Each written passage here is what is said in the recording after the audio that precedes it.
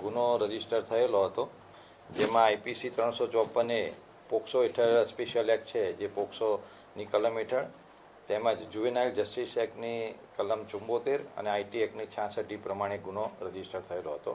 આ ગુનાની વિગત એવી છે કે તારીખ 12/1/2024ના રોજ એક નાની દીકરી રસ્તેથી પસાર થતી હતી. એ દરમિયાન એક ઈસમ આવીને એની છેડતી કરે છે, જે અનુસંધાને આ ગુનો દાખલ થયેલો હતો. અને જે ઈસમ હતો, છેડતી કરનાર ઈસમ, એ મજૂર હતો અને અજાણ્યો ઈસમ તરીકે ફરિયાદ દાખલ થયેલી હતી, એટલે એને શોધવો ઘણો મુશ્કેલ હતો. ગુનો દાખલ થયાના તુરંત બાદ ગંભીરતા લઈને મહેરબાન કમિશનર સાહેબ અને તમામ અધિકારીઓ આમાં ઇન્વોલ્વ થઈ અને એક ટીમની રચના કરવામાં આવેલી હતી. અને જે ઝોન 3ના એલસીબી તેમજ અન્ય પોલીસ સ્ટેશનના સબ ઇન્સ્પેક્ટર તેમજ સિંગણપુર ડભોલી પોલીસ સ્ટેશન વિસ્તારના પોલીસ સ્ટેશનના જે ડિસ્ટાફના માણસો આ કામે લાગી ગયેલા હતા. શરૂઆતમાં આ માણસ અજાણ્યો હોવાથી એની ઓળખ મેળવવી ઘણી મુશ્કેલ હતી, પરંતુ આ ટીમોએ ઘણી સઘન મહેનત કરી અને આરોપીને ગણતરીના 36 કલાકની અંદર જ બાંસવાડા રાજસ્થાનમાંથી એને ધરપકડ કરેલી છે. અને નિયત સમય મર્યાદાની અંદર નામદાર કોર્ટ સમક્ષ 5 દિવસના રિમાન્ડ માટે રજૂ કરતા નામદાર કોર્ટે એના 2 દિવસના રિમાન્ડ મંજૂર કરેલ છે અને આગળની તપાસ ચાલુ છે. આરોપીનું જે નામ છે એ સોહન શંકર ભુરિયા, જેની ઉંમર વર્ષ 30 છે અને એ હાલમાં પોલીસ કસ્ટડી રિમાન્ડ ઉપર છે. એટલે આગળની તપાસ હવે સિંગણપુર ડભોલી પોલીસ સ્ટેશન કરી રહી છે. અહીંયા કન્સ્ટ્રક્શન સાઇટ પર કામ કરતો હતો અને બાળકી જે નિશાન બન્યો છે એ જે સાઇટ સીસીટીવીમાં દેખાય છે એ જગ્યાએ જ કામ કરતો હતો આરોપી જે છે. જે સીસીટીવી ફૂટેજ એ હજી આરોપી અમારે કસ્ટડીમાં આવેલા છે. જરૂર જણાશે તેનું રિકન્સ્ટ્રક્શન પણ કરવામાં આવશે, પરંતુ જે પોલીસમાં જે સીસીટીવી ફૂટેજ જોયેલા છે એમાંથી સ્પષ્ટ દેખાય છે કે બાળકી રસ્તેથી પસાર થતી હતી અને એ સામેથી આવતી વખતે એણે બાળકીના અડપલા કરેલા હોય એવું સ્પષ્ટ જણાવતું હતું. આ તપાસનો વિષય છે. આરોપીને અટક કરેલા છે. હવે બાકીની તપાસ ફરિયાદીને એમને સાથે રાખીને તેમજ આરોપી પણ પોલીસ કસ્ટડી રિમાન્ડમાં છે, એટલે એની દરેક પાસાની ઊંડાણપૂર્વક તપાસ કરીને ચાર્જશીટ કરવામાં આવશે. 12 દિવસ બાદ ફરિયાદ દાખલ કરવામાં આવી. આ બાબતે ગંભીર બાબત છે. પીઆઈ વિરુદ્ધ કોઈ કાર્યવાહી કરવાની કોઈ વાત?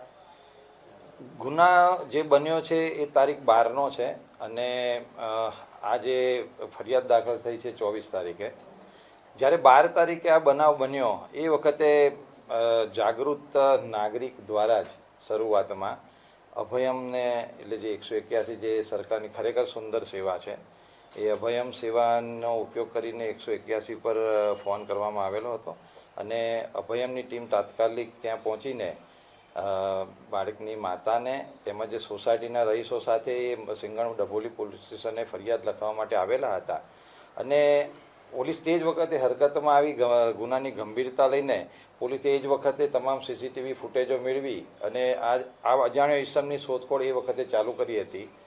આ દરમિયાન જે ફરિયાદી છે, બાળકીના ફાધર, બાળકીના પિતા, એ પોતે આવેલા હતા અને એમને પોતાને બદનામીનો ડરના રીઝન આપીને જે તે વખતે પોલીસ સ્ટેશનમાં એવું સ્ટેટમેન્ટ આપેલ હતું કે અમારે હાલમાં અમારી બદનામીનો ડર હોય, અમારે હાલમાં ફરિયાદ કરવી નથી, પરંતુ અમે પછી આ ફરિયાદ કરવા માટે આવીશું. અને એના કારણે પોલીસે જે તે વખતે ફરિયાદ નોંધેલી નથી, પરંતુ સીઆરપીસીની જોગવાઈ છે કે ભાઈ કોઈ પણ ગુનાહિત કૃત્ય બને તો પોલીસે કોગ્નિઝન્સ લઈને એક્શન લેવા જોઈએ. એ પણ એટલી જ વસ્તુ સાચી છે. એટલે એ અનુસંધાને મહેરબાન કમિશનર સાહેબે એક અલગથી જે દિવસે ગુનો દાખલ થયો એ જ દિવસે એક અલગથી ઇન્કવાયરી પણ આપેલી છે, જેની નિષ્પક્ષ તપાસ થાય એ ડીસીપી જોવાની, એટલે કે મારી પાસે જ છે તપાસ. એટલે એના પાસા જોવામાં આવશે કે કયા સંજોગોની અંદર 12 તારીખે ગુનો દાખલ થઈ શકેલો નથી. આપ જાણો છો કે ઘણા બધા ગુનાઓ એવા હોય છે કે જેમાં પોલીસો મોટો એક્શન લઈને પોતે સરકાર તરફે ફરિયાદ દાખલ કરતી હોય છે, પરંતુ આ સ્પેશિયલ એક્ટ છે, આપ જાણો છો એ પ્રમાણે પોસ્કો, કે જેની અમુક સ્પેશિયલ કન્ડિશન્સ એવી હોય છે કે વિક્ટીમનું 164નું નિવેદન નામદાર કોર્ટ સમક્ષ લેવું. જ્યારે વિક્ટીમ હાજર ના હોય તો જ્યારે તપાસની અંદર થોડી તકલીફ પડી શકે, પરંતુ આના તમામ પાસાની ઇન્કવાયરીની અંદર અમે તપાસ કરવામાં આવશે અને જરૂર જણાશે, જો પોલીસની ક્ષતિ જણાશે તો જે બી દોષિત હશે તેની સામે ડિપાર્ટમેન્ટલ કાર્યવાહી પણ કરવામાં આવશે. અન્ય આરોપી છે એની સામે કયા પ્રકારની કાર્યવાહી કરવામાં આવશે? એક પત્રકારને આરોપી બનાવવામાં આવેલા છે એ હા, બાબતે હા. આ આખી ફરિયાદ જોવા જઈએ ને તો બે પાર્ટમાં કહી શકાય. કારણ કે જ્યારે ફરિયાદી 12 તારીખે આવે છે ત્યારે પોતે એમ કહે છે કે અમારે અમારી બાળકીની જે ઓળખ ક્ષતિ ના થાય ને બદનામી ના થાય એટલે અમે વિચારીને પછી ફરિયાદ આપશું. પરંતુ તારીખ 24 તારીખે આ જે વિડીયો જે છે એ ઘણો બધો વાયરલ થઈ ગયો અને આપણા ઘણા બધા મિત્રો દ્વારા તમામ અધિકારી પાસે પણ આવેલો હતો, અમારી પાસે પણ આવેલો હતો અને અમે તરત જ એની પર એક્શન ચાલુ કરવા માટે અને એક્શન લેવાના ચાલુ કરેલા હતા. પરંતુ જ્યારે આ વિડીયો છે એ ફરિયાદીની પાસે આવ્યો એના પોતાના મોબાઈલમાં, એટલે ફરિયાદી કે આમાં મારી બાળકીની અને મારી વાઈફની ઓળખ છતી થાય એ રીતની કન્ટેન્ટવાળો એક વિડીયો વાયરલ થઈ ગયો છે. અમે અમારી બદનામી ના થાય એ ડરથી અમે ફરિયાદ આપવા માગતા નહોતા, પરંતુ આ તો આખી અમારી ઓળખ છતી થાય છે એટલે અત્યારે અમારે આ ફરિયાદ આપવી છે. એટલે જેવો વિડીયો મળ્યો એમને એવો તરત એ લોકો પોલીસ સ્ટેશન આવી વિડીયો બતાવ્યો અને એના આધારે એ લોકોએ ફરિયાદ આપી. એટલે ફરિયાદની કન્ટેન્ટ જોવા જઈએ તો એક તો મેઇન પાસું એ છે કે જે અજાણ્યો ઈસમ બાળકીની છેડતી કરે છે એ આ ફરિયાદનું મેઇન કન્સર્ન હતું. પરંતુ વિડીયો વાયરલ જે થયો તો આપ જાણો છો તેમ જુવેનાઇલ જસ્ટિસ એક્ટ આ એક સ્પેશિયલ બાળકોના રક્ષણ માટેનો એક સ્પેશિયલ એક્ટ છે અને એની જોગવાઈ છે 74 નંબર